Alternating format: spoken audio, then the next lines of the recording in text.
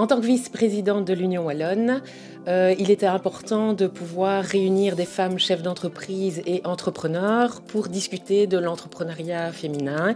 savoir si c'est important de le soutenir et si ça a une raison d'être de le soutenir, particulièrement l'entrepreneuriat féminin, ou s'il n'y a pas de différence finalement avec l'entrepreneuriat masculin.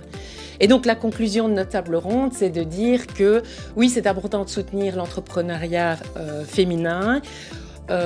surtout en amont, avant que les femmes se lancent, parce qu'une fois qu'elles sont lancées, en fait, les conclusions autour de la table étaient claires que l'entrepreneuriat, il n'y a pas tellement de différence en fait entre l'entrepreneuriat féminin et masculin une fois qu'on est lancé. Un premier conseil pour moi qui est important, c'est de bien s'entourer, donc de parler avec les bonnes personnes, d'avoir les bons interlocuteurs aux différents endroits, de choisir éventuellement des associés avec lesquels on a une vision commune, peut-être pas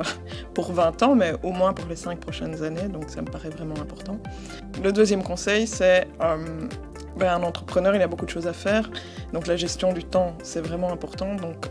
c'est suivre ses intuitions. Si on a l'impression qu'on n'est pas au bon endroit, qu'on va perdre du temps, qu'on va passer plus de temps à faire des démarches administratives qu'aller chercher un financement ou autre, de vraiment dire est-ce que c'est essentiel pour moi, est-ce que je ne peux pas aller directement à l'étape suivante ou est-ce que je suis obligée de passer par là, mais vraiment d'avoir une bonne gestion de son temps et de garder en tête tous ses objectifs.